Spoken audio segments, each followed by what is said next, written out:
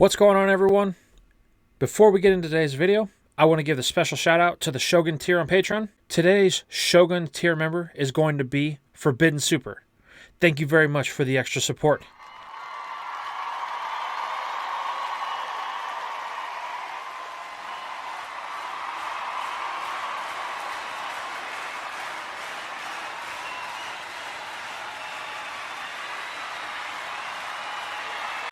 What's going on, everybody? Ronan here, and welcome back to the channel.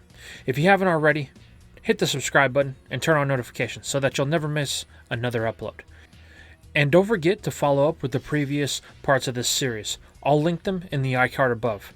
As for that, before we get into today's episode, I want you to take a look at this analytics stat bar right here.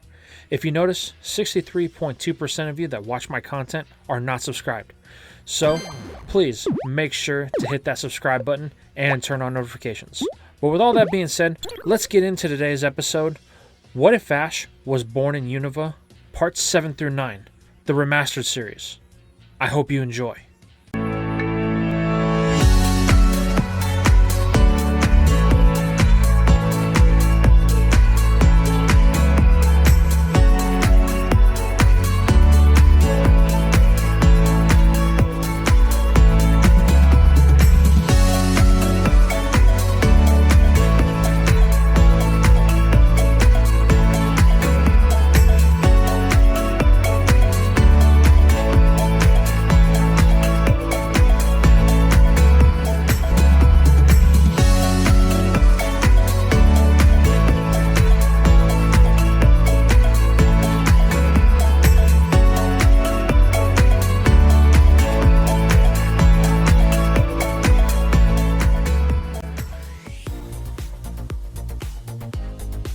The struggle in growth.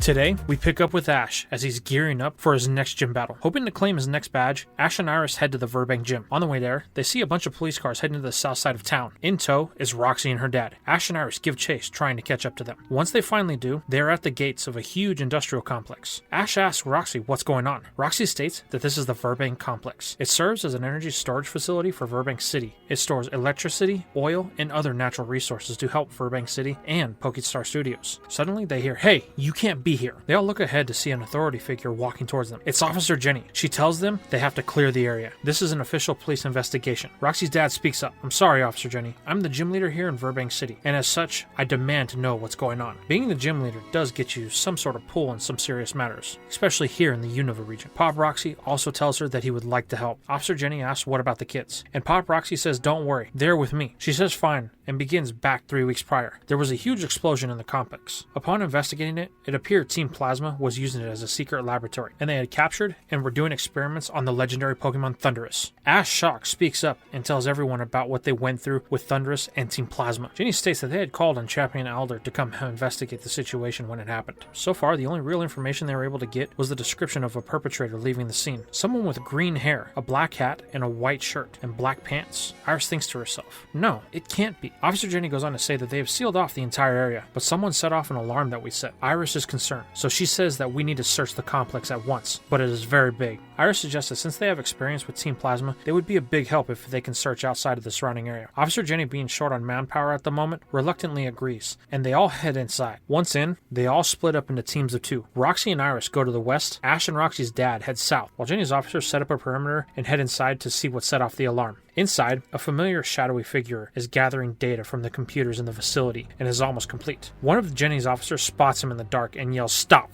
It's Andrew, but he had Excelgor hiding in the shadows and orders an energy ball. Andrew finishes gathering the data on Thundurus and makes his escape. Outside, Iris comments to Roxy that there's a large amount of type of electrical Pokemon here in the complex. Roxy says that they have been showing up more and more as of late, and even ones that don't normally appear in this part of the region. Suddenly, they are attacked by a group of them. Iris calls out Axew, and Roxy sends out Trubbish. Without much effort, they dispatch of most of the wild Pokemon, except one, an Emolga, and it's got its eyes set on Axew. Iris doesn't want to hurt it and orders Axew to use leer to try and scare it away. But it doesn't work, and it hits Ashy with a quick attack. Iris orders Ashy to keep dodging in hopes that Imoga will eventually tire and fly away. Unfortunately, it doesn't work. Roxy yells, "Iris, Imoga's not going to stop. You're going to have to catch it." Iris tells Ashy to wait and charge a Dragon Rage. Once Imoga comes in with another quick attack, Iris tells Ashy to jump on Imoga. It does, as Iris orders it to use Dragon Rage, and it connects, knocking them both to the ground. Iris then throws a Pokeball at Imoga, and with 3 shakes, she has then captured her brand new Pokemon. Back with Ash and Roxy's dad, they are searching the south side of the complex by the sea when they notice something in the water. It's a small watercraft, and they decide to approach it to investigate. But once they take the first step, they hear words from someone behind them. "Oh, I can't believe my luck." They turn, and there stands Andrew. He looks at Ash and tells him that he wants payback for the embarrassment that he suffered at the hands of Ash, and for the fact that Thundurus got away. That is unacceptable. Andrew sends out Excelgor and Pawniard, telling him that he plans to relieve him of all of his Pokemon. Roxy's dad then responds, "I don't think so," as he sends out his Durant and Ferrothorn. He tells Andrew that as the Burgh gym leader, he will stop him, but unfortunately, he's no match for Andrew, and the battle ends rather quickly. Andrew then turns his sights to Ash. "Now that he's out of the way, I can deal with you." Ash has no choice but to defend himself, being very nervous, but Riolu starts to growl, and Ash looks at it. It's ready for battle. Ash sees this and says, "Alright partner, if you're ready, so am I, but we will need some help." So Ash sends out Palpitoad. It looks around, seeing Riolu, and rolls its eyes. Ash tells Palpitoad that they need its help. These guys are bad, and they want to hurt people and Pokemon, but it seems Palpitoad doesn't seem to care. The battle begins, and because Riolu was the one who stood up to it last time, Andrew orders Excelgor and Pawniard to go after it. Palpitoad doesn't move to help, but thanks to the training with Alder, Riolu is able to dodge with relative ease. Now that it can use its hearing and smell to identify oncoming opponents, it has a much easier time dodging attacks. Palpitoad starts to take notice as Riolu is holding its own against the 2 Pokemon, dodging Metal Claw and Energy Ball after Metal Claw and Energy Ball. Unfortunately, even though it has improved, it has not yet mastered this, and after a while, it starts to get confused and eventually takes an Energy Ball, knocking it down. Palpitoad starts to laugh. Then Andrew orders both of them to go after Palpitoad, but it isn't worried. After all, it's strong. Andrew orders an Energy Ball and a Metal Sound combination. Ash tells Palpitoad to counter it with the Bubble Beam, and instead, it decides to use Uproar, but this is bad as it does not stop the attacks, and they make full contact. Then, Pawniard rushes in with a Metal Claw that connects with a full impact, knocking down Palpitoad, and while Excelgor uses Energy Ball to end it. But then, just as Palpitoad watches the Energy Ball mow down on top of it, the ball is interrupted by an Aurasphere. Palpitoad looks over to see Riolu. Even though it took both attacks, it's still able to stand. The same Pokemon that only a few weeks ago couldn't stand up to Palpitoad is now defending it. Palpitoad can't believe it and can barely stand. Andrew orders Pawniard to finish Palpitoad with the Metal Claw. Ash, seeing the situation, tells Riolu to use Quick Attack to intercept it. Once it connects, Ash calls for a counter. It does, and makes full contact with Pawniard, knocking it out. Palpitoad looks on in amazement. Both it and Ash have grown stronger together, while all Palpitoad's been doing is resting on its laurels and not wanting to improve itself. It figured it didn't have to. In its lake, it was the strongest Pokemon. It never had to work for anything, and now that it's with Ash, due to its stubbornness, it's being left behind. Andrew is furious and comments, "No, this will not happen again." He wants to finish Riolu off. Even though it knocked out Pawniard with a counter, it had to take the damage to do so, and now it's weakened. Andrew orders Excelgor to use a Sludge Bomb. Riolu can't get out of the way in time, and it is about to connect. But Palpitoad gets in the way, taking the attack head on. It barely affects it. It looks back at Riolu, smiling. Riolu senses that Palpitoad now wants to work with it and Ash. Andrew orders another Energy Ball. Ash counters with a Mud Shot and an Aurasphere. The power of the 2 attacks send Excelgor off of the edge of the complex, where a wild flock of Swanna are sitting. Andrew is furious and orders Excelgor to attack back with a Sludge Bomb. But the Swanna felt like they were attacked. Now they are on the offensive against Excelgor. This unfortunately knocks out the Ninja Bug. Andrew looks on. He can't believe that he lost again. Unfortunately, he has no choice, recalling both Excelgor and Pawniard. Andrew tells Ash that they will meet again as he jumps into the water and takes off on his watercraft. Ash and Roxy's dad are relieved, but not for long. The flock of Swanna turn their attention to both of them and begin to attack. Ash orders an Aurasphere and an Uproar. This scares off all but one of the Swanna. Palpitoad looks at Ash and wants to battle it. Ash, with a smile on his face, says okay. Swanna starts off with a Water Pulse, but Palpitoad counters with a Bubble Beam. They explode as Swanna launches an Air Slash. Palpitoad counters with an Uproar, but the Air Slash connects, knocking it down. Palpitoad gets back up as Swanna dives in. It's at this point that Ash tells Palpitoad to wait, and it does. Ash can't believe it. Palpitoad is actually listening. Once Swanna gets in close, Ash orders a bubble beam, and Palpitoad starts to use it, but it turns into something else and connects with Swanna, knocking it down. Ash, confused, pulls out his Pokedex. It's here that he learns that Palpitoad's attack turned into muddy water. At this time, Swanna uses Roost to heal itself. It then flies back into the air and starts to charge with another attack. Ash tells Palpitoad to grab onto Swanna with its tongue and use Supersonic. It does so. Now, Swanna, being confused, misses the wing attack. Ash then orders a muddy water that connects.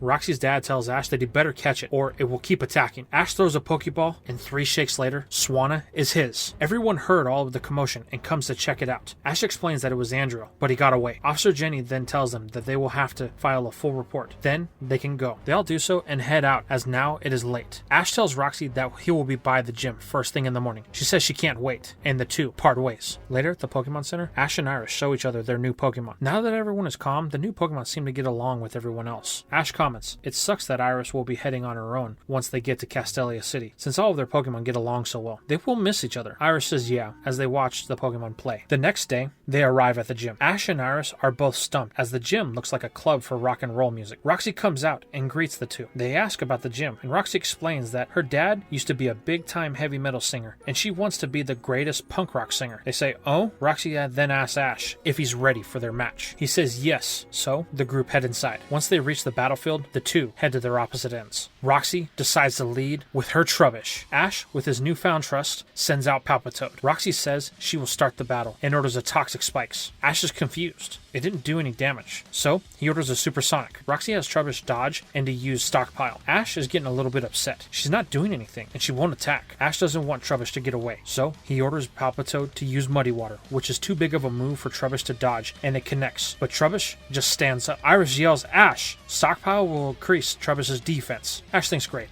I need to end this battle quickly, then ordering a Mud Shot, and Roxy counters with a Sludge. It's at this point that Ash gets an idea. Trubbish is slow, so he needs to slow it down more. He orders Palpitoad to keep firing Mud Shot at Trubbish. They keep dodging, as Roxy asks, "What do you hope to accomplish by doing this?" "You won't hit me." Ash says, "You're right, but look, now your movement is limited." Roxy looks around, impressed. Ash then decides to recall Palpitoad and sends back in Riolu, but this activates the Toxic Spikes. Ash is confused. Roxy explains that whenever a switch out occurs with Pokemon, the Pokemon that comes out will be poisoned. Ash says, great, now Riolu's poisoned, we have to end it quick. Riolu, use Quick Attack. This connects, forcing Trubbish back. It looks tired, but Roxy orders a Swallow. With that, a healing aura bashes over Trubbish as it heals up. Not fair, Ash says. Roxy explains that she doesn't play a quick game. She's out for the long grind game. Not big damage at once, but small damage, little by little. Ash thinks, man, she's nothing like Chirin. I guess that's why the gym leaders are who they are. Ash then states he won't let this drag out that long. Roxy orders another Stockpile, and Ash orders an Aura Sphere that connects. It seems to have done more damage than it should have. Ash then orders a Force Bomb, which connects as well, causing Trubbish paralysis. Trubbish couldn't keep up with Riolu's speed before, now it definitely can't. Ash then orders a Quick Attack, and Roxy orders a Swallow, but Trubbish is paralyzed, and it connects. Unfortunately, Riolu is at the point where it's starting to tire, so Ash decides to recall it, and sends back in Palpitoad. Ash orders a Mud Shot, and Roxy counters with a Sludge, but this time, the Mud Shot pushes through and connects, knocking out Trubbish. Roxy looks at Palpitoad, and is stumped. She asks why that it's not poisoned like Riolu. Then looking around, it becomes obvious. The Mud Shot that covered the field is now hardened over the whole thing, and the Toxic Spikes have been neutralized. A freak accident on Ash's part. Roxy recalls Trubbish and says, well, I guess I'm gonna have to go all out. She then sends out Whirlipede. The battle starts, and Ash orders a Muddy Water. Roxy counters with a Rollout, which plows through the muddy water. Whirlipede is fast, much faster than Ash thought. Ash tells Palpitoad to use Supersonic. It tries to, but Whirlipede comes in with another rollout that connects. Ash can see that with each rollout, the hits are getting stronger. Ash tries to recall Palpitoad, but Roxy orders a Pursuit. It connects and knocks out Palpitoad. Ash is shocked and confused. Roxy explains that when a trainer tries to recall a Pokemon, Pursuit takes priority and hits with double damage. Ash thinks to himself that this is not going good. Now he only has Riolu left, and it's poison, but Riolu isn't worried and jumps in without Ash's command. Ash sees this as with Riolu. He says that even though they are down, they are not out. Roxy says, that's the spirit, ordering a Venoshock. Ash counters with the Nora Sphere. Roxy then orders another rollout, which Riolu, being able to feel the vibrations in the ground, is able to dodge it, but Roxy then counters with the Screech that hurts Riolu's ears, confusing it. She then follows up with the rollout that connects, then with another one, and another. Finally, Riolu is able to snap out and come to, but there's one problem. With the poison and all of the rollouts, it has taken a whole lot of damage. Ash knows that they only have one chance here. Roxy orders another rollout, and Ash tells Riolu to wait for it. Roxy says that this was a good match, but he won't be walking out of here with a badge from her. Ash says he's gonna have to disagree, and as the rollout connects, Ash calls for Riolu to use counter. This connects with full force, sending Whirlipede into the gym wall, knocking it out. Riolu is still standing, but just barely. The max is called in Ash's favor, much to Roxy's shock. This prompts Roxy to present Ash with the toxic badge. Roxy's dad tells Ash and Iris that now that they are done here in Burgh City, they will need to head to Castelia City, and they are in luck because he will be leaving tomorrow morning. Ash thanks Pop Roxy, with him and Iris heading back to the Pokemon Center. The next day, Roxy joins Ash and Iris at the harbor to see them off. Roxy's dad turns to her and hands her a traveling bag. Roxy says, "What's this?" Her dad explains that it's time for her to go follow her dream of being the greatest punk rocker of all time. The only way she can do that is if she goes out on her own journey, like he did when he was younger. Roxy says, "Really?" Her dad says, "Yeah, I want you to make a name for yourself." He also states that he heard that there was a famous rocker on tour in Unova from another region, and that there's a ticket in her bag. His next stop is in Castelia City. Roxy hugs her dad with tears in her eyes, saying thanks. She won't let him down. Ash asks Roxy, since she is heading out on a journey of her own, would she like to join him? She thinks about this and says, "You know what? I would. You got the kind of style that I can get behind."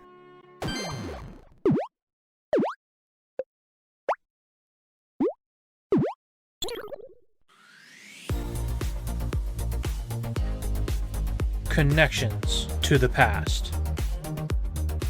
Today, our team arrives at the pier in Castelia City. After Roxy says goodbye to her dad, they head off of the harbor. Once they reach the city itself, Iris says, "Okay guys, this is where we part ways." Ash asks Iris if this is what she's sure about. Iris responds yes. She's gained an interest in the Battle Club Challenge, and Castelia City has one, so that's where she'll be heading. Ash says okay, and the group parts ways. Roxy asks about Iris, and how Ash and her know each other. He explains the day that they met and everything they went through, and how she wanted to travel to parts of Unova that she had never seen before. Her reasoning for leaving was that if they traveled together, then she would just see places that she's already seen. "Oh," Roxy says, "I understand." But that's interrupted because on their way to the gym, they run into Hugh. He asks Ash how he's been and what Roxy's doing here. They explain everything that's been happening and that they are heading to the gym so Ash can get his third badge. Hugh says that he just got his badge yesterday and that he'll be Ash and Roxy's guide to the gym. So they head off. Back with Iris, she's on her way to the Battle Club. On her way there, she comes across a trainer named Georgia, the Dragon Buster. Iris asks her to explain what that means. She replies that she challenges Dragon Tamers and Masters to battles to prove that she is stronger than them. Iris makes the claim that she is a Dragon Tamer, and she sends out Axew. Georgia's interest is piqued, so she says, "Okay, I was getting bored anyway." Georgia then sends out Baratic. "How about we have a 2-on-2? Iris chooses to lead with Axew and decides to take the first move. Back with Ash and the others, they have reached the front of the gym, but it has a sign.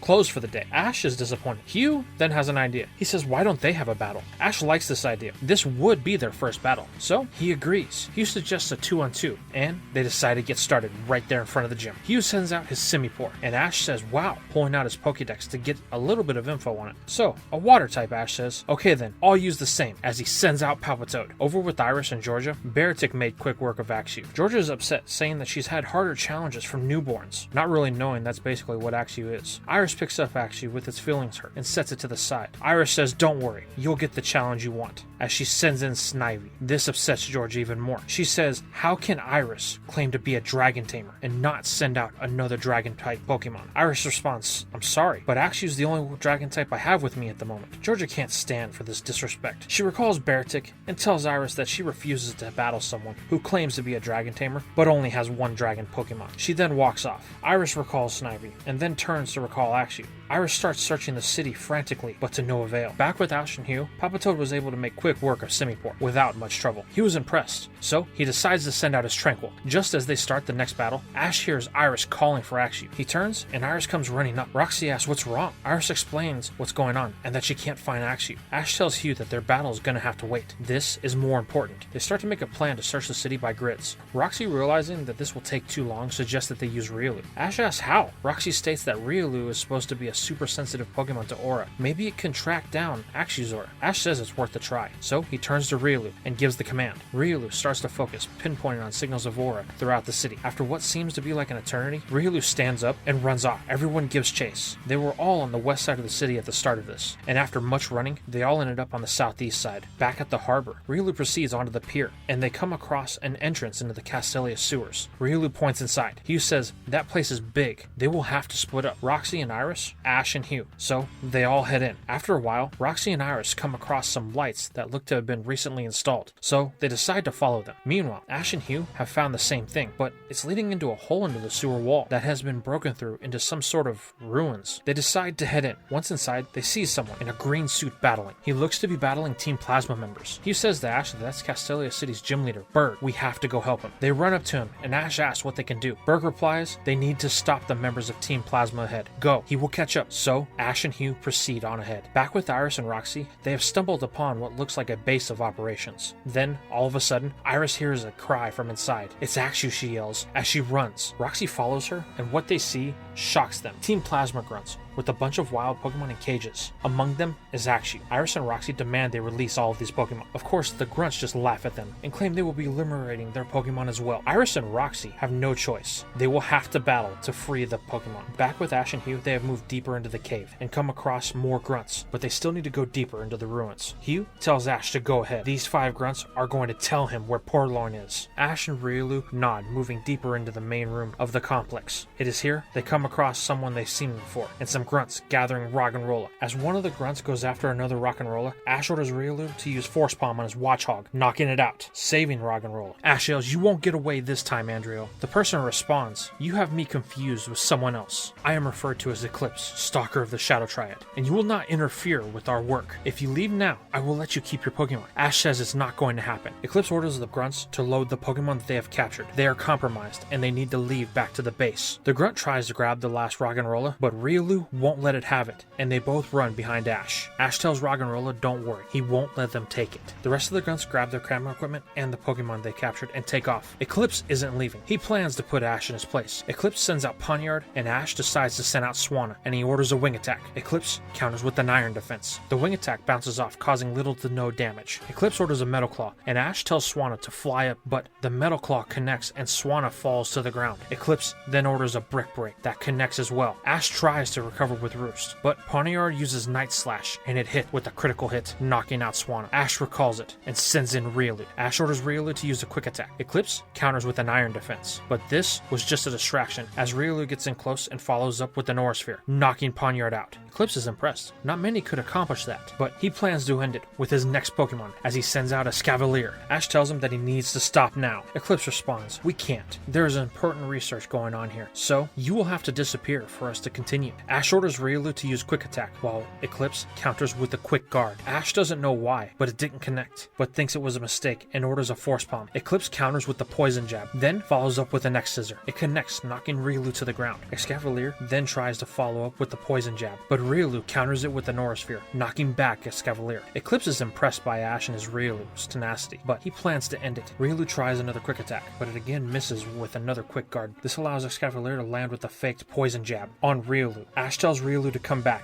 so it can rest, but it refuses. It wants to be the one to take down Escavalier. Ash regretfully allows it to continue. Roggenrola is watching all of this and is in awe struck by Riolu and its confidence and its want to protect. It wants to be just like it. Ash tells Riolu it's time to use all of its special training. Try to sense Escavalier. It needs to wait and be calm. It takes a while to track Escavalier. It's moving so fast and the poison is wearing Riolu down, but Escavalier makes an attack from behind. Riolu senses it and takes it X-Scissor full force, and then at the command of Ash, uses Counter, knocking down both Pokemon. Riolu is trying to stand up, but it can't. Escavalier, however, is able to launch out with another attack, Poison Jab, to finish Riolu. Ash yells no, and just as it gets close to connecting, a huge blast of light comes from behind Ash, connecting with Escavalier. Ash looks back. It's Roggenrola. Ash pulls out his Pokedex and reads Roggenrola, the mantle Pokemon. The hexagonal-shaped hole is its ear. It has a tendency to walk in the direction that sound is coming from. Its moves are Flash Cannon, Potion, Rock Polish, Stealth Rocks, and Iron Defense. It jumps in front of Riolu to face Escavalier. Just then, Hugh and Burgh catch up with Ash and see what's going on. Roggenrola looks at Ash and makes moves. Ash is confused. Then Hugh tells Ash that it thinks Roggenrola wants to battle with it. Finally cluing in, okay, then let's do this. And Ash calls for a Rock Blast on Escavalier. It is slowed down due to the damage that it has taken. Escavalier responds with the next scissor to counter, but the Rock Blast gets through and hits the Metal Mantis. Unfortunately, it's still able to go on. Just as this happens, Eclipse gets a call on the radio, telling him to pull back. They all have to clear out. Eclipse recalls Escavalier and runs out the side. Hugh and Burgh giving chase. Ash goes to Riolu as it stands up. They thank Roggenrola for its help. Then, Roxy and Iris come in with the rest of the Roggenrola's friends, and Axew. Ash asks how they found Axew. Iris begins to explain that all the commotion that was going on with Georgia, a Team Plasma grunt came by and snatched Axew, but Iris, Roxy, Snivy, and Whirlipede were able to get them back. Hugh and Burgh return, saying that Eclipse disappeared deep into the tunnel. Iris asks what this place is. Burgh responds that this is what's known as Relic Passage. It is the ruins of an ancient civilization that once lived here in Unova. Burgh goes on to state that the passage was only discovered recently, but from what data has been collected, it appears to have links to a mysterious, unknown Pokemon and the forces of nature. But that's all we know. Burgh then turns to Roxy and asks what she's doing here in Castelia City. She tells him everything that has happened, and then points to Ash. Ash then says, "Hi sir, my name is Ash Ketchum from Aspertia City, and I'm here to challenge you for a gym battle." Well, I would be happy to battle with someone like you, especially if they stand up to Team Plasma. It's at this point they all go to leave. They get to the entrance of the Castelia sewers, and Burgh notices that Roggenrola is following them and signals Ash. Ash doesn't get it, but Burgh explains that Roggenrola wants to go with Ash. Ash looks at Roggenrola and asks, "Is this true?" Roggenrola jumps for joy, so Ash throws a Pokeball at it, and after 3 shakes, he has himself a brand new Pokemon. As they exit the sewers, Iris says that she's going to go to the Pokemon Center to get her Pokemon healed up, and then she's heading to the Battle Club tournament. Burgh replies, "Which one?" Stumped, Iris asks what he meant. Burgh explains that Castelia City actually has 2, one in the southern part of the city and one in the northern part of the city. He says that the one for Castelia South is in 3 days, and the one for Castelia North is in 5. Roxy says, well, that will give us time to see Castelia City and to see her concert in 2 days. Ash asks when he and Burgh can have their gym battle. Burgh responds that they can have it tomorrow, first thing. Ash is excited. He can't wait to get his 3rd badge.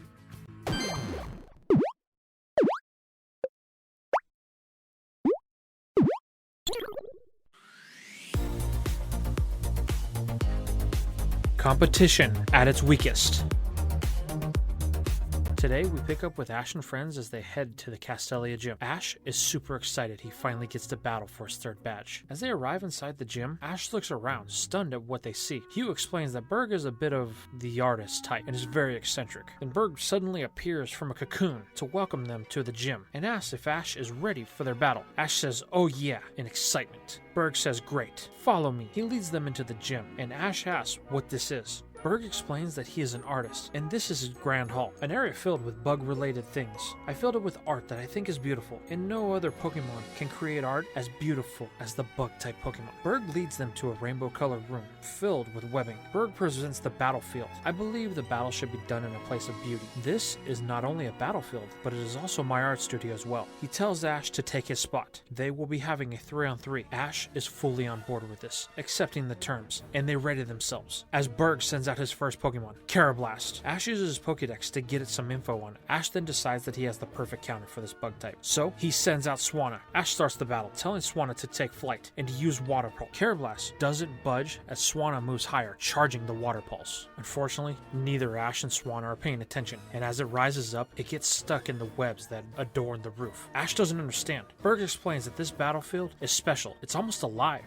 You have to be very wary of the webbing at all times, or it could come back to bite you, as he orders a headbutt that connects with Swanna. Ash is now flustered and he needs to think fast, ordering Swanna to use the Water Pulse. It fires it, but misses Carablast as it comes back in for a second headbutt that connects. Swanna is moving frantically in the webbing. Then Ash has an idea. He orders Swanna to use Air Slash to break free, and it works. Then to charge in with the wing attack. Burgh tells Ash that it was brilliant to use Air Slash to free Swanna and commands Carablast to use Endure as the wing attack connects. Then he counters with a string shot, ensnaring Swanna, keeping it it firmly on the ground. Burgh then orders an aerial ace, and Swanna can't move. Ash thinks fast and orders a water pulse, but it fires really awkward and is at only half power. Luckily it connects, knocking out Carablast. Burgh says good show, Ash. Then he sends in his next Pokemon. It's Dwebble. Ash pulls out his Pokedex and realizes that Dwebble is a rock type. He knows he's in trouble. Swanna is basically immobile right now and is weak to rock moves. Burgh then orders a rock polish from Dwebble. Ash tells Swanna to try and break free, but it can't. Burgh then orders Dwebble to use a neck scissor on Swanna, which connects. Ash then orders Swanna to use a water pulse, but Dwebble then dodges it with its increased speed. Burgh orders another rock polish, and Dwebble is now even faster. Ash orders another water pulse, but it misses again, and Burgh connects with the neck scissor once more, but this time it seems to have cut some of the string shot, and Ash notices. He orders a wing attack, and it works. Now Swanna is able to break free, but it's tired from all the damage it's taken. Ash then orders a roost, but Dwebble is too quick and comes in with a smackdown, knocking out Swanna. Ash is kind of flustered. He barely beat Carablast, and now he has to deal with this juiced up rock bug type. He stops to think. Nothing he has can compete with its speed. Ash considers Palpitoad and Riolu, but he thinks that if he chooses wrong, this will put him at another disadvantage, and he will lose. Ash then flashes back to his battle with Roxy. It was the endurance battle. Then it hits him. He sends in Rock and Roll. If he can't beat it with speed, then he will beat it with defense. Now he just hopes that Rock and Rolla has enough defense to last. The battle begins, and Ash orders a Stealth Rock, not knowing what it does. And Burgh, not understanding Ash's strategy, orders a neck scissor that connects,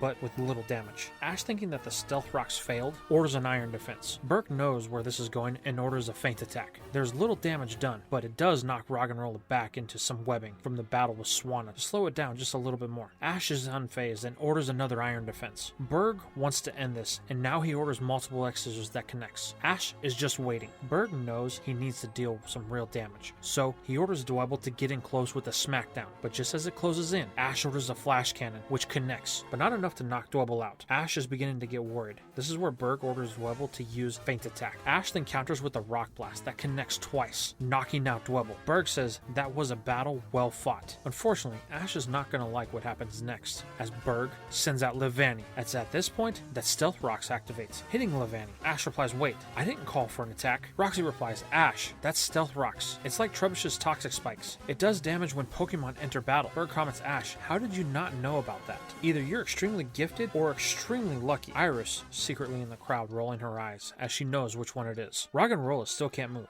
and Leavanny is very far away. So Ash decides to start this battle with the Flash Cannon. Leavanny dodges with ease, however, and Burgh commands a Razor Leaf that connects with a critical hit, but Rock and Rolla is still standing, so Ash orders another Rock Blast. Leavanny dodges this and counters with a Grass Whistle, connecting, putting Rock and Rolla to sleep. Now, Burgh just takes his time, inflicting damage to it, eventually knocking it out. Ash, realizing he knows nothing about this, pulls out his Pokedex. It tells him that Leavanny is the evolution of Swadloon, and everything else he needs to know about the Mantis Pokemon. Ash being Ash makes his decision on what his next Pokemon will be, and sends out Swadloon. Burgh is surprised. He didn't fancy Ash as someone that was sophisticated enough to use bug Pokemon. Ash explains that Swadloon was the first Pokemon he caught, and it's going to help him win his third badge. Burgh says that this will be a masterpiece of a battle, and he gives Ash the first move. Ash orders a Bug Bite, and Leavanny dodges, countering with the Neck Scissor, which causes a lot of damage. Ash doesn't get it. Burgh says the one thing that makes our Pokemon great is also the one thing that is our greatest weakness. Ash is stumped, so Burgh decides to simplify it for him a little bit, and he explains that Swadloon and Leavanny are both grass bug types, so they are weak to themselves. That's why X-Scissor did so much damage. Ash and Swadloon are unfazed, however. They will both push through, and Ash orders a Razor Leaf. Burgh counters with one as well. Then,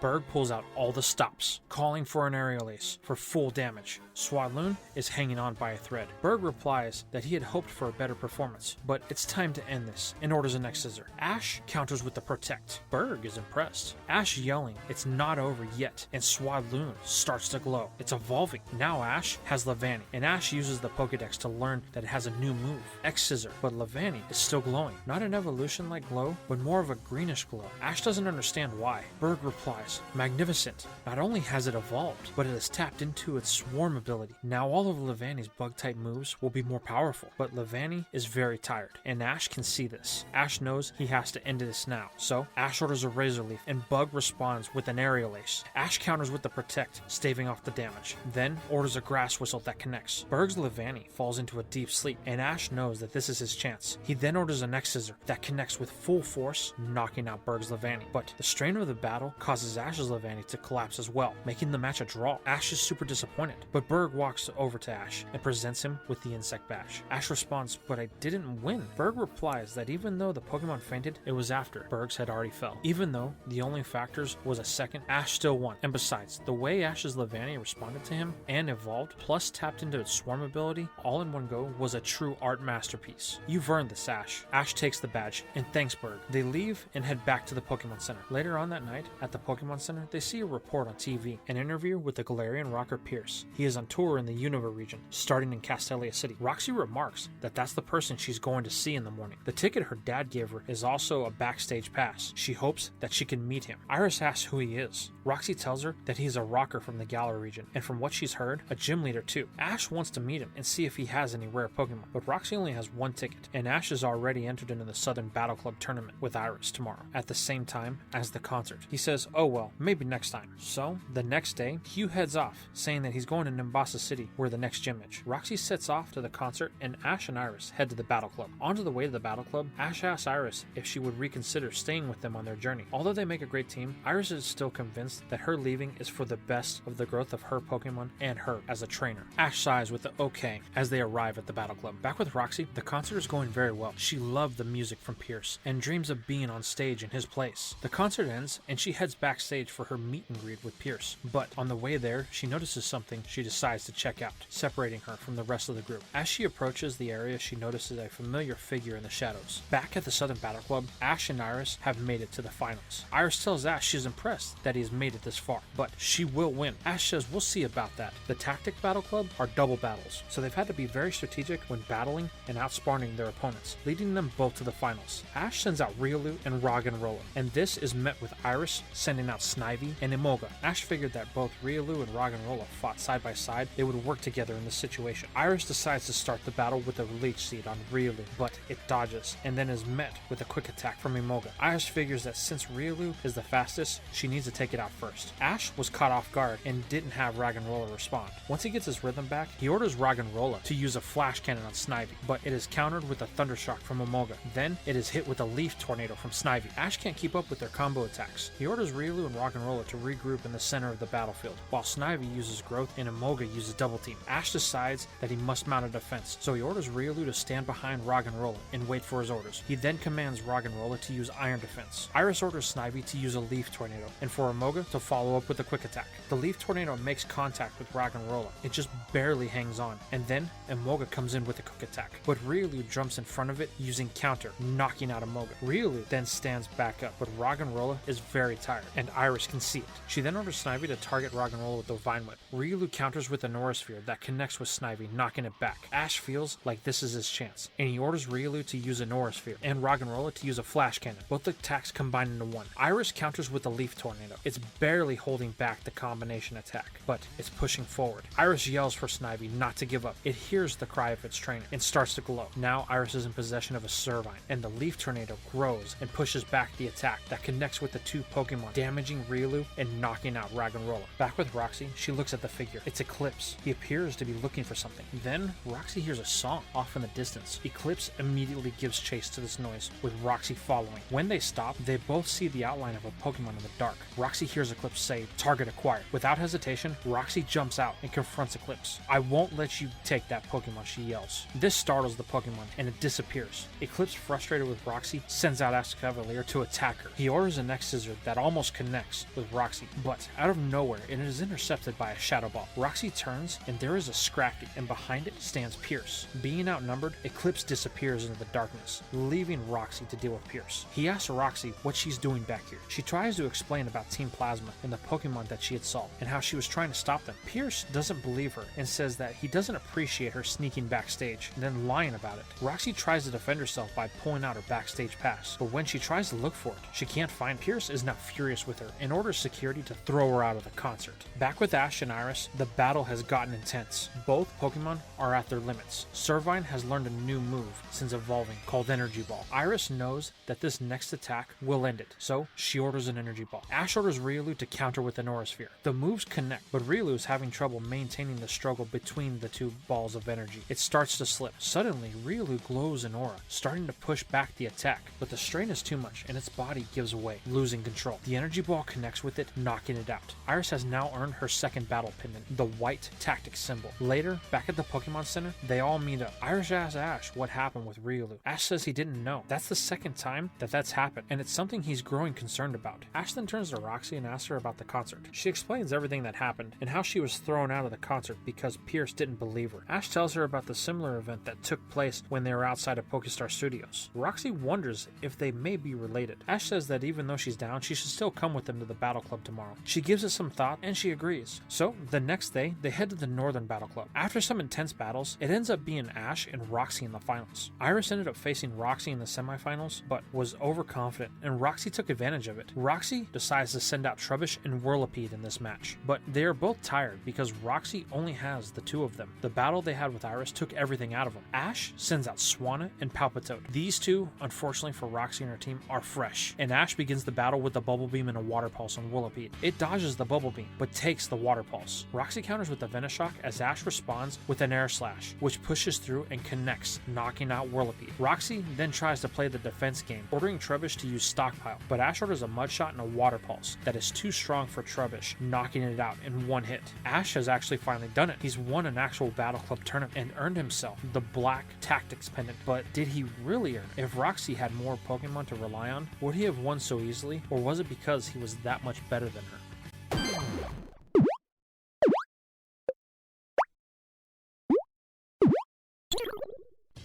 And that's all we have for today's episode. How'd you guys feel about this? I'm really enjoying the fact that I get to go back and redo some of the older projects that I originally started the channel with. And this one holds a special place because it was the first What If I really ever put out. So, if you guys liked it, please make sure to drop a like and to put a comment in the comments section. Doesn't have to be anything special. Just let me know that you watched it. But with all that being said, we only got one more part in this series before we really end season 1. And it's getting exciting. So I want to say thank you for watching today's episode. And if you want to follow me on some of my other platforms, why don't you hop on over to Twitter, where you can see some behind the scenes stuff that I post there frequently. Also, don't forget to hop into the Discord, just in case you're interested in creating content yourself, or if you want to have other people that just want to talk about random things, Pokemon, or any other anime related. And if you want to support me even further, please don't forget to join the Patreon. Only $5 a month, and you will get access to all of my videos up to a week early. Also, I've gone live with channel memberships now, so if you can't support me on Patreon, then you could do it through that as well. I'm going to be bringing exclusive content specifically to those two platforms in a series that I plan releasing only there. So, if you're interested in some extra perks, please hop on over there. But with all that being said, it's time to sign out the video the best way we know how, by thanking the sponsors, the patrons. Silver Heartsoul, Robert, Vegito Gaming 78, Andrew McCartney, Holosiv, Julian Rodriguez, Ruben Watson, Lord Explosion Murder, Assassin 139, Flyer 943, Shadow Dragon, Tavern Landlord, K McKnight, Kevin Atran, Drax, Adrian Carr, Dino King, Dalen Silva, Fox King, Warren E. Taylor, Plus Ultraman, Mega, Mike Logan, Team Valor, Kendall Green, Earth Dragon, Josh, John Larson, Forbidden Super, Dylan Nicholson, Gerald Smith, and Normandy 1998. Thank you all very much, and I will see you in the next video.